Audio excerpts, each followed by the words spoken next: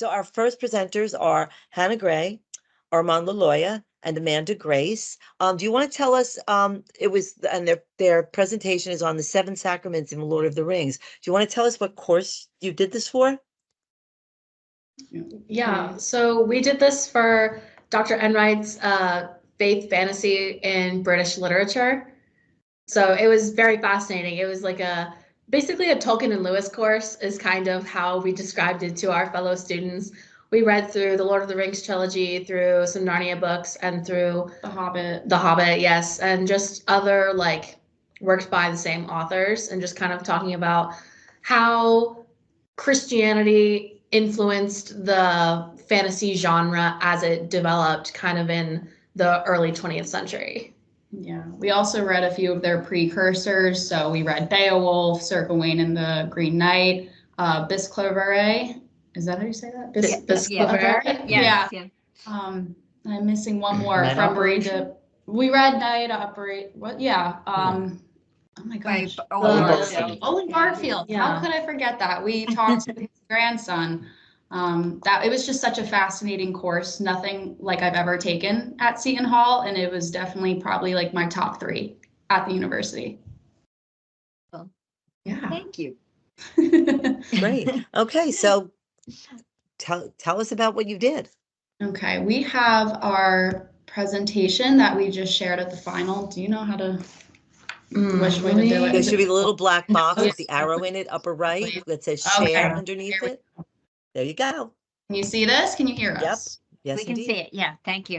Okay, great. So this is the exact presentation we gave for our final. We cut a few pieces of it just because it was definitely over our 5 to 7 minute limit. It was about 20 minutes. We gave some more background about the sacraments, but I'll just go through that really quickly, and we'll all go through the ones that we did together. So the first one we have is baptism, and this is symbolized through Gandalf the Grey becoming Gandalf the White. Baptism is basically a person's initiation into the Catholic Church. And as you can see in the picture on the left, Gandalf is very bright and he's wearing white garments, and many people who get baptized also wear white. This is a symbolization too of being freed from original sin. It's not pictured here, but Gandalf the Grey died alongside a demon named Balrog at the Mines of Moira. And it's basically him being freed of the sin that he would have held. Gandalf the White is also seems in the films a lot more knowledgeable, a lot wiser. And Gandalf the Grey is more funny, but still has that knowledge. So that rebirth also gives the wisdom as well through baptism. So that's the first sacrament. The second one is reconciliation or first penance. Is it going? Oh, there we go. Okay, so we're gonna have to tap. Okay. Yes, so reconciliation or first penance, this is typically the second sacrament that children or adults receive. And this is recognized through King Theoden, where Gandalf cast out a demon and like the sin from Theoden. And that's basically like a priest absolving a person of their sins when they go and confess their sins. So again, kind of with Gandalf, there's a physical transformation. The same thing happens with Theoden. You can see in this picture, he doesn't look the best, but when the demon is cast out of Theoden, he becomes more youthful. His clothing changes. He's a lot cleaner and a lot happier. So it's like an entire weight was lifted off of his chest. And it's kind of the idea of like, a whole demon was cast out of him. So that was kind of holding him down. So completely new, transformed person. All right, my first sacrament is Holy Communion, which is represented through the lembas or the way bread that represents both the sacrament and the physical Eucharist itself. So firstly, the lembas is described as a wafer, like communion wafers. You can see the comparison directly there. Communion is intended as a spiritual nourishment that links you to Christ, which is also accomplished through the lembas, which is noted to not be physically nourishing, but upon consumption, it gives characters abnormal physical strength. Traditionally, grievous sinners are not supposed to partake in communion. Before you can, you must confess or otherwise have your sins absolved. This is present when Gollum consumes the way bread. This is during the portion of the story where he is displaying the potential to reform. So when he eats the way bread, he has a negative reaction to it, which is then followed through in that Gollum is then ultimately remains corrupted at the end of the story. Second sacrament I'm going to talk about is confirmation, which is represented by the gift-giving scene with Galadriel, specifically when Frodo received the vial of light. This is because confirmation is the point where a Catholic youth becomes an adult member of the church who is considered responsible for their own decisions, which is generally done in a ceremony, taking vows with others. Whoever receives confirmation is taking responsibility for their decisions. By receiving the vial of light, Frodo is affirming his responsibility for his mission to destroy the ring. The characters as a group affirm their mission and receives gifts. Culturally, confirmation usually involves receiving a crucifix or other kind of religious token. Frodo's interactions with Galadriel and commitment to destroy the ring, as opposed to giving it away, marks his maturing. Naive, childlike hobbits are usually uninvolved with the Middle Earth. Frodo becomes an adult by committing himself to this appointed task. Matrimony or marriage is represented by three couples, Arwen and Aragorn, Eowyn and Faramir, and Sam and Rosie Cotton. Each couple represents a different aspect of the idea behind marriage or the philosophy of it in Catholicism, and all three cases of marriage are portrayed as unambiguously positive. Aragorn and Arwen represent marriage as two people who devote their entire lives to each other, the idea of till death do us part. Aragorn devotes himself to becoming king and defeating Sauron to secure his marriage with Arwen, to consider himself worthy of it. And Arwen gives up her immortality to live and die with Aragorn. So in giving up their lives, they actually form a covenant beyond their mortality. Eowyn and Faramir represent marriage as the ideal state between a man and a woman and as mutually beneficial. This is shown through Eowyn, who receives her marriage to Faramir as a reward, not in the literal sense, but as the culmination of her character arc, where once she completes her journey as a warrior, she is then capable of giving love to Faramir. Sam and Rosie Cotton represent marriage as a necessary part of adult life and maturing. Sam's ultimate reward at the conclusion is domestic life and marriage with Rosie Cotton.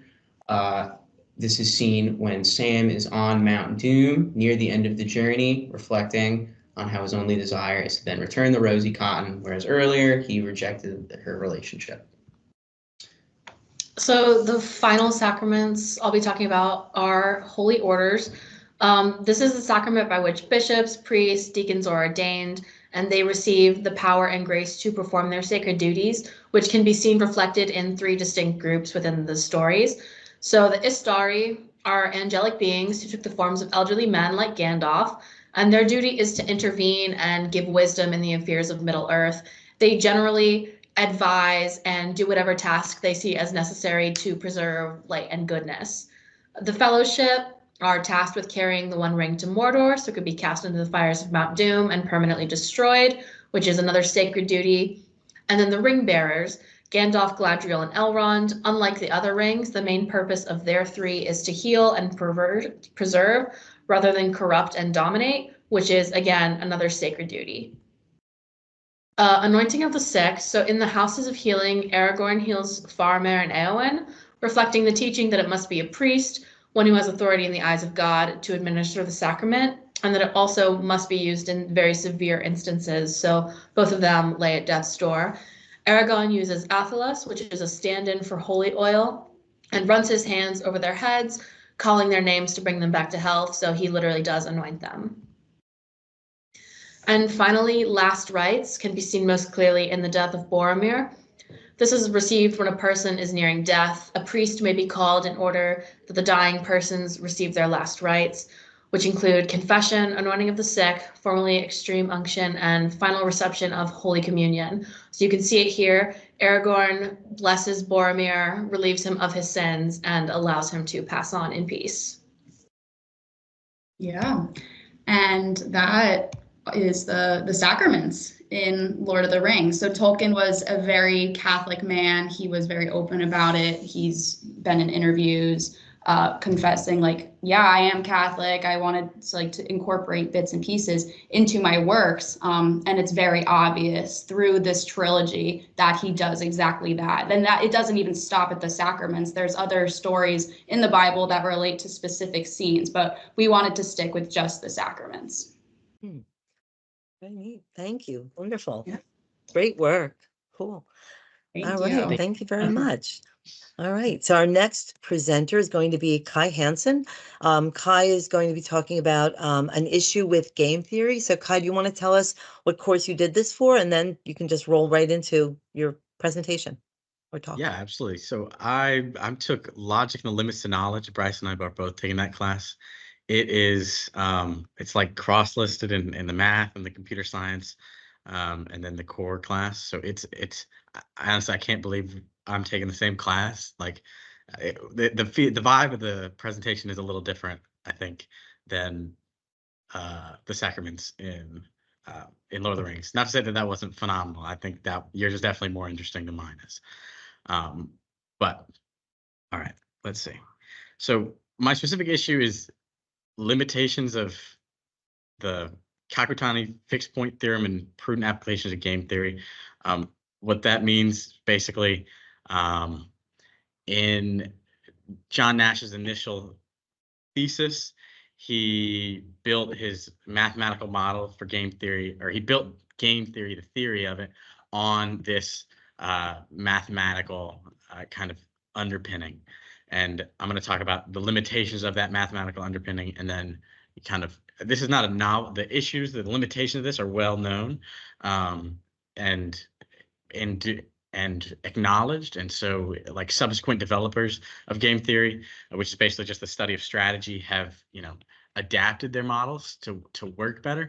But I'm also going to address some of the issues with the adaptations and some ethical issues that may arise. So this is I'm not a mathematician, but this is like a quasi rigorous proof that I tried to form.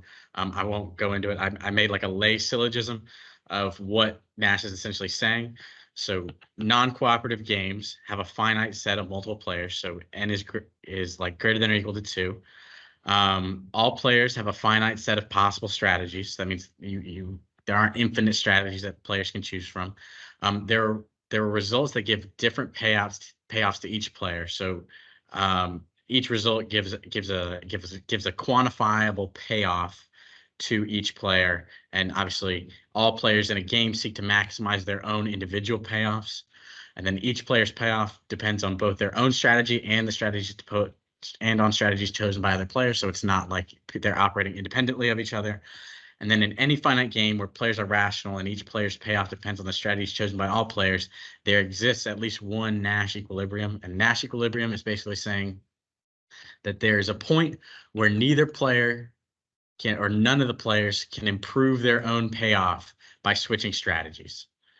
That's not to say all the strategies are equal, but that no individual can improve their own by switching their own strategy. And that's what Nash calls as Nash equilibrium. So the mathematical assumptions of KFPT, which is the mathematical underpinning, are compactness of strategic sets, so that they need to be both bounded and closed, that the decision spaces are convex, that the payoffs are continuous, and non-empty valued returns on strategic decisions. So I'm going to go through like some real world, like what violations of these principles and what they would actually look like in real life. So compactness. A compact strategic set is basically saying that it is continuous and bound. So if you think of an auction, an auction that is neither bounded nor closed would say that there's no maximum price or minimum price for an item, and that the values on which you can bid are not continuous. So in fact, everything we bid on is non-continuous because we have cents.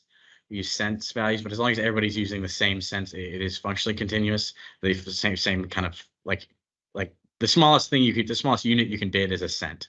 But as long as everybody's doing it, it functions kind of continuously. And obviously we have a minimum of 0. Nobody would bid less than 0 on an auction item. And there is a functional maximum in every auction, even if that maximum is just, the amount of currency that exists in the world. So if those things aren't met, then Kakutani's fixed point theorem will not work. Convexity, this is regarding decision spaces. So this means that there's that every combination of every decision can be fulfilled. So this is like a little bit easier to, I think, picture is like if you're a chef making a sandwich, and you have 4 ingredients: tomato, peanut butter, jelly, and lettuce. You can make, a 4 times 3, so you can make 24 different sandwiches there. But if I limit you and I say you can't put tomato with peanut butter, then all of a sudden your decision spaces are no longer convex, and you can see on the right here, this is what a non-convex decision space will look like. And when this happens, you might get multiple or like more unstable Nash equilibrium. Continuity, the way I think of this is like if I am a manufacturer and I have to pay a certain amount for the amount of CO2 I produce. A lot of times the way that works is you can produce up to a certain amount before you have to pay a large fine or a large amount to the government in return for that CO2 emission. And so as you're approaching that amount, there can be small changes in strategy, small change in production can actually produce a very discontinuous jump in payoff, right? And a disproportionate jump in payoff. So when that happens, then again, you get some sort of, especially close to that point, you get some really, really unstable equilibrium. And then empty values, this is like, in my paper, I said, I used the example of like, say I am a drug dealer or a marijuana dealer, and I cannot sell or store marijuana in Texas because Texas has, legal, has policy in place saying that that's illegal. So no matter how efficiently I produce marijuana and how efficiently I store it, it doesn't change the payoff in Texas, right? So every strategy must have a payoff for this to work. And obviously these are within reason, so you can kind of put constraints and reasonable rates in place to make this work. And oftentimes it really does work. Like a lot of things can be modeled using game theory. It really does work, but there are situations where it doesn't. And so what people do is they increase variables. And so, what that means, they take into account more variables. So where if you say, look at the initial models of game theory, they assumed every player was rational. Now we can like get into behavioral game theory where we can take into account different people's motivations and things like that. What happens is you get multiple or unstable Nash equilibria, and that means that limits the sort of predictive and prescriptive value of the theory, right? So as you get more and more different equilibria, more and more different potential things that'll work, and as these things get less stable, the ability of the model to tell players what to do and provide, advice, prescriptive advice, but also predict what is going to happen, gets lower and lower. And also, you get an increase in potential errors. You also get an increased responsiveness to initial conditions. So, like, by my measurements, how I'm doing things needs to be really, really accurate for these to work well. And then that obviously, like I said, it provides decreased prescriptive and predictive ability for individual players. Let's see. Now, hard questions about this, and this is a little bit of a logical leap because I think for the most part, when the people using game theory are using it to model things and decide on best course of action, the issue is really comes out when policymakers begin to use this. And you have to start to ask yourself questions like, do the ends justify the means? Because what this will allow us to do, this will allow us to basically could potentially allow us to prescribe courses of actions for every individual, right? To maximize the even society's net payoff. Now, what that means though is you'll get some people will have lower and some people will have higher.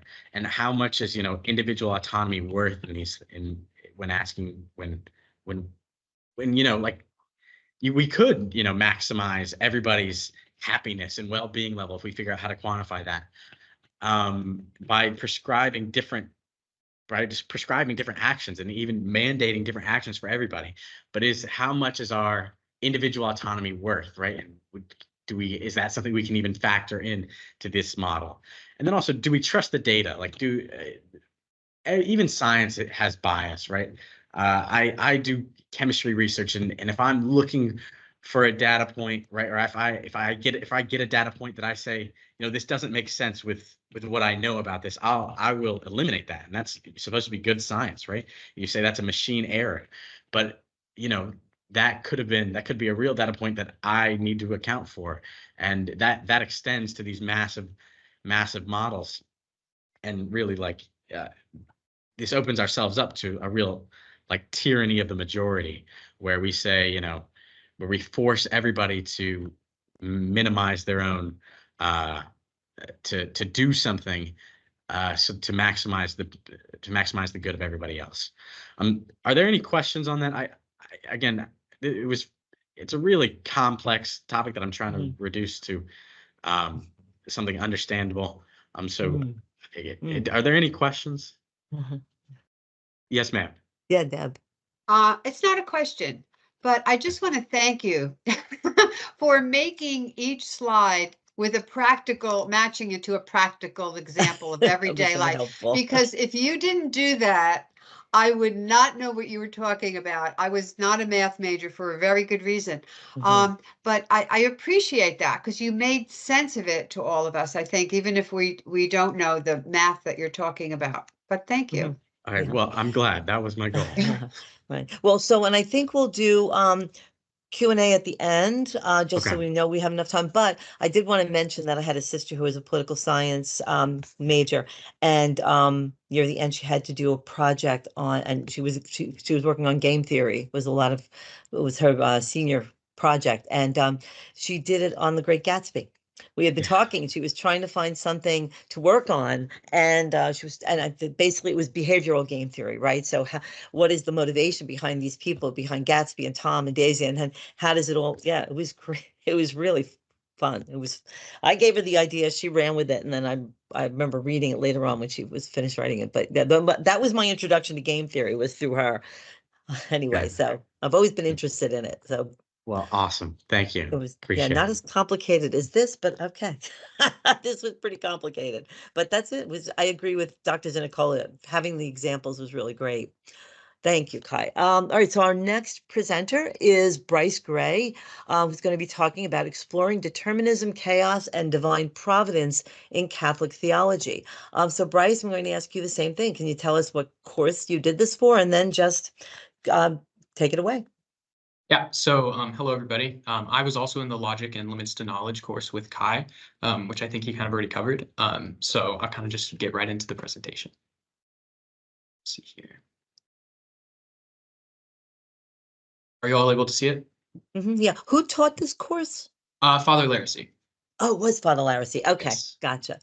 Okay. So the title of my paper was Exploring Determinism, Chaos, and Divine Providence Inside of Catholic Theology. So quick overview of what I'll be covering. First, I'll be going over the general outline of the paper, followed by discussing Catholic tradition, specifically concerning divine providence and agency, to kind of hone it in. Next, I will define and move into determinism and non-determinism. After that, we'll be exploring chaos theory, followed by computation modeling, and then the conclusions from this. So overview. Starting with faith and reason, the contemporary attitude of the relationship between faith and reason is that of no interconnectedness. However, in understanding both the historical as well as the rational applications of this, it is more akin to two wings of a bird, as John Paul II has said. Additionally, modern fields on divine providence and agency, we've seen as this separation has happened with the lack of interconnectedness, that in the 20th and 21st century, we've seen a growth in the natural sciences without any sort of backing of faith-based discussions. And so where my paper focuses in on is in the 20th and 21st century, the development of modern computational theory, specifically with the fields of determinism, non-determinism, chaos, and computational modeling. Each of these fields either directly or indirectly make claims either on divine providence or on agency. And so the point of the paper is a reconciliation through the analysis of these modern fields to show that from a rational perspective, the implications and claims made on agency do not conflict or contradict any of the teachings that have been revealed by divine revelation. So when talking about Catholic tradition, in order to properly compare the subsets of computational theory with divine providence, the scope of Catholic tradition must be described. So relating to divine providence, some of the key footnotes is that God guides all of his creatures, all of his creations. Additionally, that guidance is towards the ultimate end. And this guidance occurs through the actions of creatures. So what that means then is that humans may freely cooperate with God's plan. So there's not a forced path imposed on creation. Relating to agency within the Catholic tradition, freedom is rooted in reason and in will. So it is in two parts. Additionally, freedom makes humans responsible for their actions, prescribing moral responsibility now. And moral responsibility on actions may be removed if committed by ignorance, inadvertence, duress, fear, or other psychological or social factors. And the reason for inadvertence being bolded here is because it will come into play specifically in the argumentation for non-determinism. Oh, there we go. So the first slide covers determinism. And determinism is a theory or doctrine that acts of the will, occurrences in nature, or social or psychological phenomena that are causally determined by preceding events or natural laws. So basically, any action that is taken has been pre-ascribed and prearranged. I think pretty clearly we can all see the problems that this would rise with concerning agency, as this would remove moral responsibility from actions. If your actions are prearranged and predetermined, it becomes difficult to then ascribe moral responsibility to those actions, which would then cause conflict with the Catholic tradition. However, a lot of the argumentation based around moral responsibility in determinism concerns a logical argument that is OIC, which is ought implies can. So if I ought to act in a certain way to achieve the ultimate end, then I can act in an ultimate way to achieve a certain end. The problem with this is that it doesn't fully encapsulate freedom, and it doesn't fully encapsulate how we make our choices. As even when we are able, even when we know that we should make certain choices, we often do not.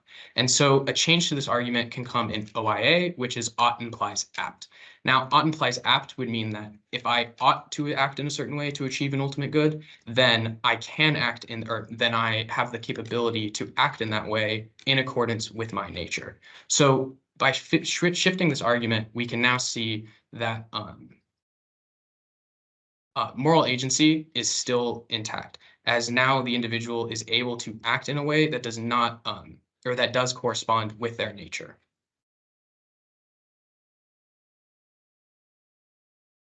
So for non-determinism, is opposed to determinism in that now systems exhibit dynamic properties on a constant input. So for determinism, when you would have a constant input, there would be one single output. So that adds predictability into the system.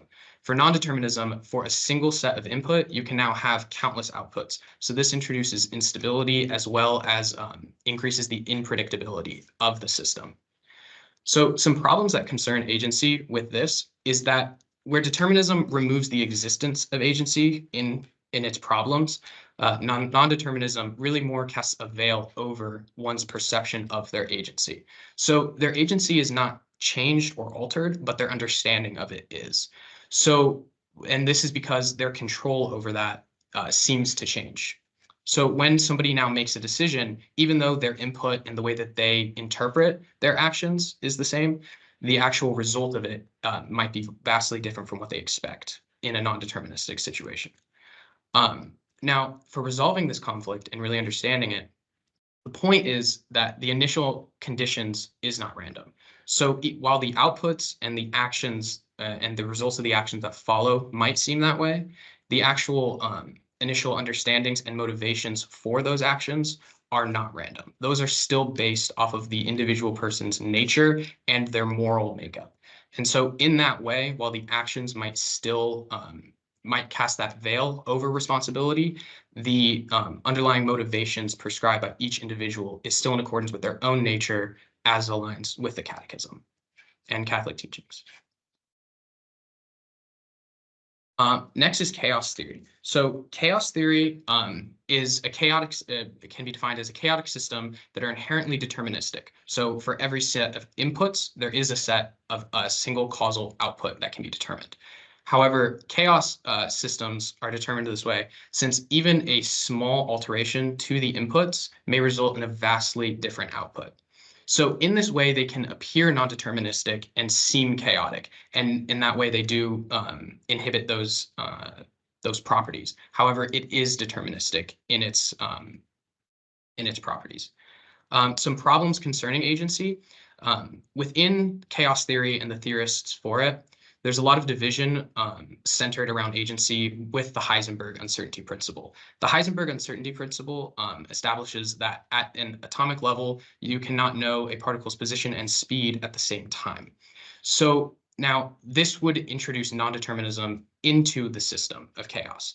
However, if we operate with this notion of non-determinism at the atomic level, we can just refer back to our non-deterministic argument and follow through that way. However, most chaos theorists actually claim that reliance on the Heisenberg principle is bad philosophy.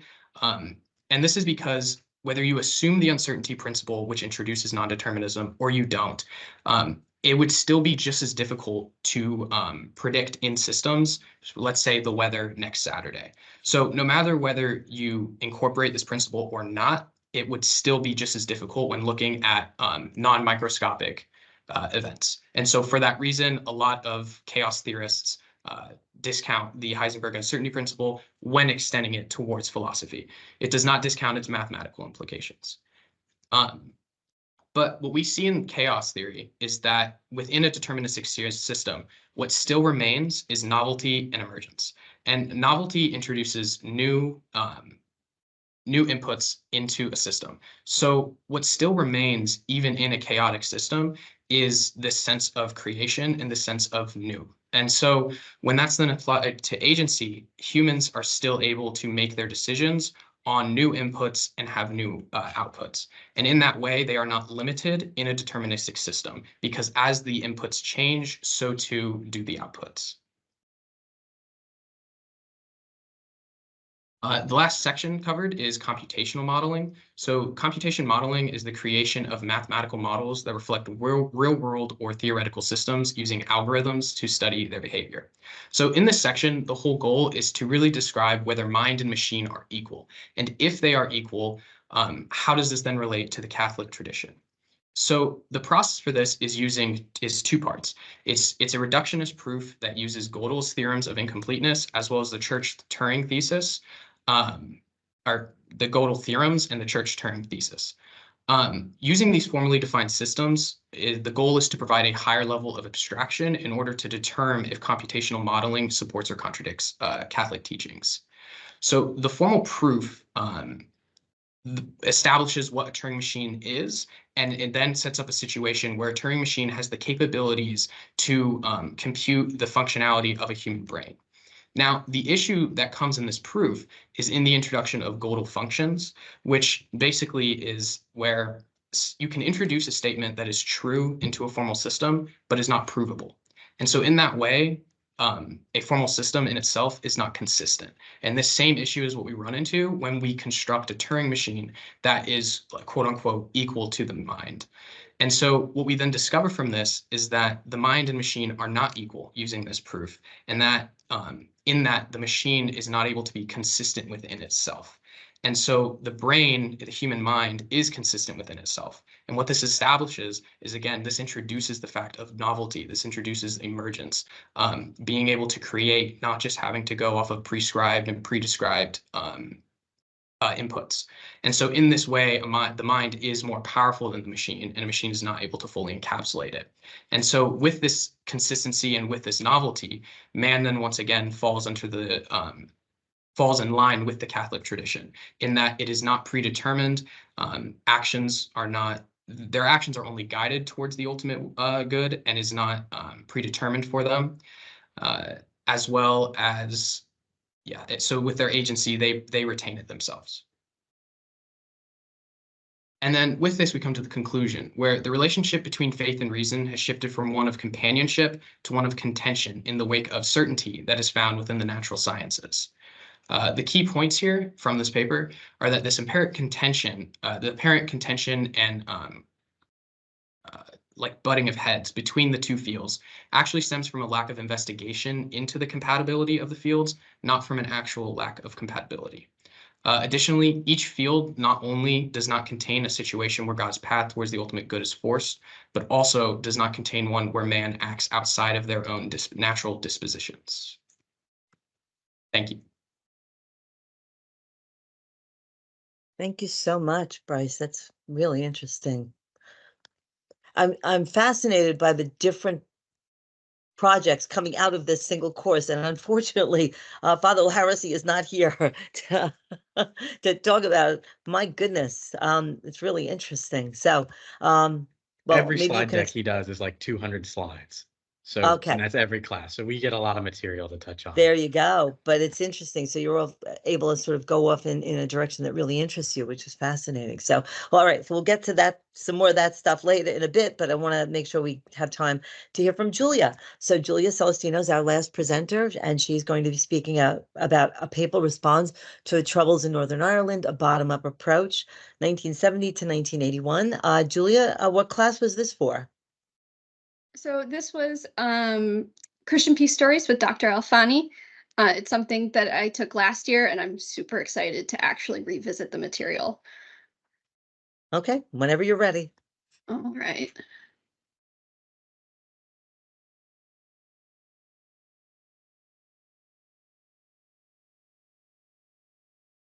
Okay, so this is a papal response to the troubles in Northern Ireland, a bottom-up approach, focusing on the years 1970 to 1981. It was a larger conflict, but I'll be focusing on that about 10-year time span.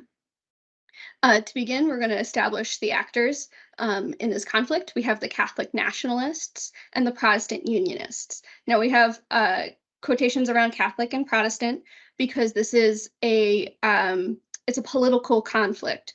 It's not a theological conflict. It's not about religion. Catholic and Protestant take on a cultural significance such that these titles are still important, but it is not a religious conflict. Our Catholics are nationalists who want to see Northern Ireland and the Republic of Ireland combine to be a separate entity away from the UK. For the Protestants and the Unionists, they want to see Northern Ireland remain under the UK. Our most notable actor on the Catholic side is the Irish Republican Army, that's the IRA, and then the most notable actor on the Protestant side is the British government. Of course, we have other smaller groups, but ultimately there are two sides, Catholic and Protestant.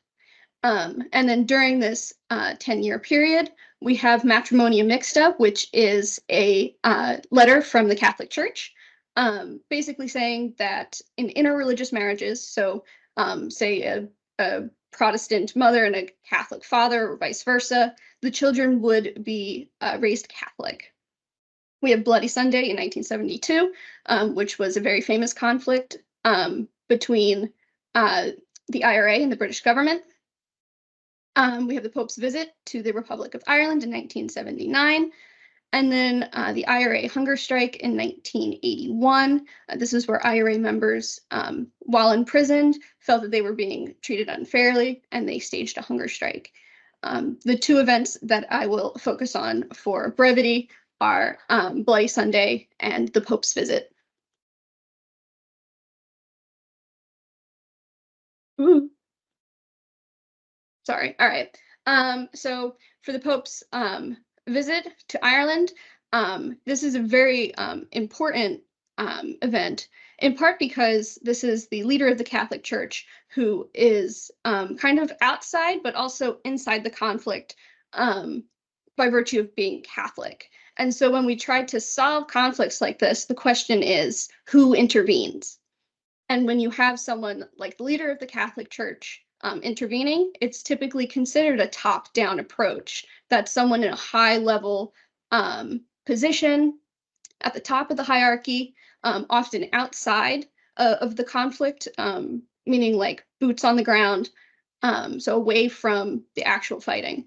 But what's very interesting about this is that he does not take a top-down approach. He takes more of a grassroots, local approach. And so we see this in some of how he addresses people in the audience. And he says this is not a religious war, a struggle between Catholics and Protestants. So he recognizes, even as a religious actor, he is addressing a political conflict. And then he speaks to politicians. He says, never think you are betraying your own community by seeking to understand those of a different tradition. And again, we see that grassroots, local level, like individual, almost micro approach, where he speaks to the people who are themselves engaged in violence. He says, on my knees, I beg you to turn away from the paths of violence. I do have the video for reference, and it's also available on the Vatican website. So our best example of a grassroots approach, or a local leader, boots on the ground person, would be Bishop Edward Daly. He came to prominence during Bloody Sunday, which was while he was a priest. This was a clash between the British government and the Catholic IRA. Bishop Edward Daly, he provided aid for the injured, spoke out to the justice for the affected families. He was very much into the pastoral care that was important for the people who were directly affected. Because of how effective he was at the grassroots level, and because of his visibility on Bloody Sunday, but then also after, it became part of the reason why he was appointed bishop by the Pope, which also means he sort of works his way up in levels of leadership. He started at the grassroots level and sort of melds the grassroots level and the top-down approach, the highest level in the hierarchy. And it makes him incredibly effective, and it's part of the reason why he is so well known in the context of this conflict. So then ultimately, if we look at Pope John Paul II's speech, it can really be used as a playbook for peace, precisely because he saw the conflict so correctly, where he noted that it was a political conflict, and that he spoke to the people who were directly involved. And the end of the conflict in 1998 was a political agreement. It was called the Good Friday Agreement. It was also known as the Belfast Agreement, and it was at Stormont Estate, which is a government-owned property. So everything about the Good Friday Agreement was a political agreement. You had politicians, you had government property, and it was known as the Belfast Agreement, Belfast being where it was signed. It was known as the Belfast Agreement to the people who signed it, and yet it was called the Good Friday Agreement. And I think ultimately what that means is that it was sort of a nod to the fact that even if it was nominal, the people were Catholic or Protestant. And so it kind of echoes what Pope John Paul II was kind of saying, reminding people that they have the Christian faith in common, even if they are Catholic and Protestant. They have the Christian faith in common, even when it is a political disagreement. So it's a really fascinating topic, really fascinating conflict. And I do have the sources here for for anyone who wants to actually see the speech done by Pope John Paul II, because it's really brilliant in the way that he addresses the conflict, and obviously we can see with the way that it ended, he was very spot on in encouraging a bottom-up approach.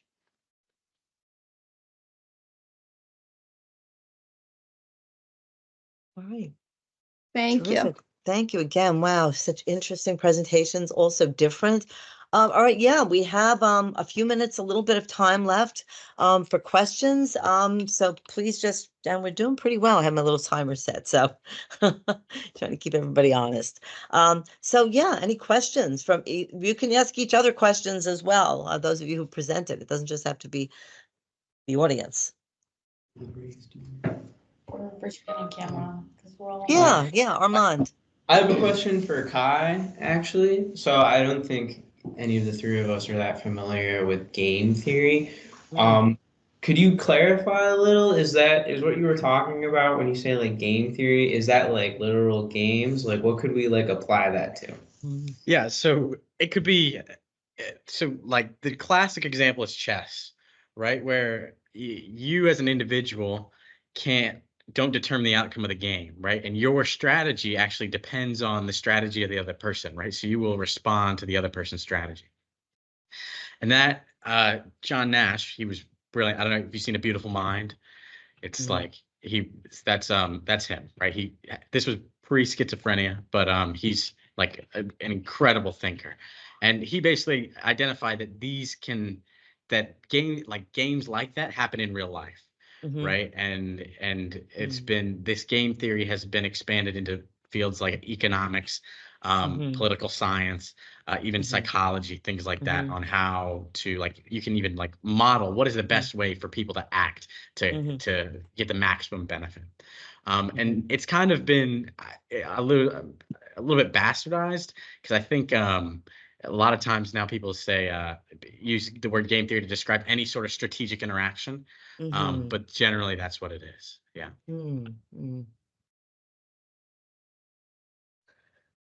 Yeah, as I said, my sister was a political science major, so strategy about how if I do this, what will happen here on this end? What are the benefits? What are the drawbacks? And yeah, it really is about trying to figure out. And people use game theory, right, Kai, to anticipate, right? Yeah, it's supposed to be predictive. Right. Predictive Right, and prescriptive are its two kind of arms, right? So tell people what the best way to act, and then guess how people are going to act as well. Right. Yeah. But you're guessing also based on sort of understanding of their potential motivation, of past history, past actions that they've engaged in. So it's not just arbitrary, right? Of course. Right. Yeah. You have to take in, no, and as you really take in more interesting. variables, it gets better. Yeah. It's really, really fascinating. Yeah, Nancy. I just want to say that I thought these were all fascinating, and I just have to echo what Dr. Ziticola said about Kai. It's very much out of my own comfort zone, but you made it understandable, at least to some extent, to this English major here. So thank you for that.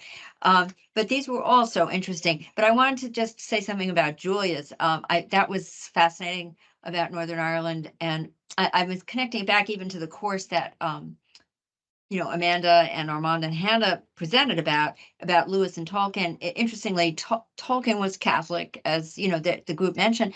Lewis was from Ireland, from the north of Ireland, and he was Protestant. He actually had become an atheist by the time he came to Oxford. So he was from that background. He was actually told by somebody, don't make friends with any Catholics at Oxford. But he did, and they became close friends. And in fact, Tolkien influenced Lewis to convert to Christianity. So I just thought that was really interesting. As you were speaking, I thought of that. But you mentioned on the ground up, and just thinking about relationships like that one. After these different developments, and you said the Pope's speech and so forth.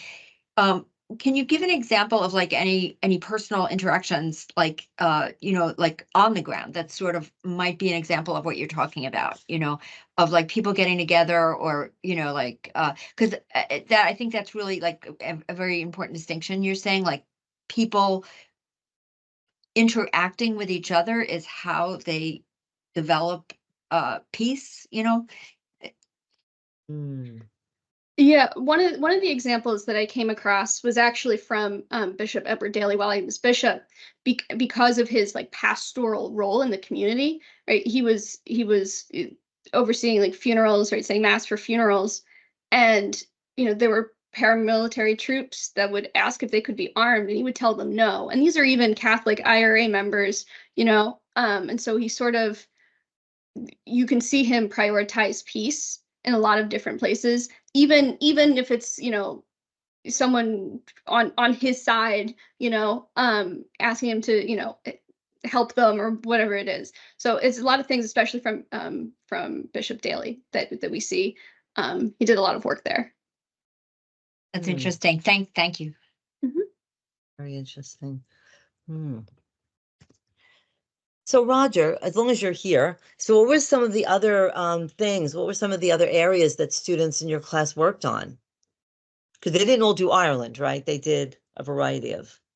Yes, we'll have 2 students that will be presenting tomorrow in the same course that Julia took, which will be the 2015 Paris attack. And there is also another student that will be presenting on the environmental crisis, how the Papal and then CRS agency and others have actually intervened, or they can use their position in both the top-down position as well as the grassroots level to influence some of the outcomes that we may want to see out there based on the values that we all support in the Catholic intellectual traditions here.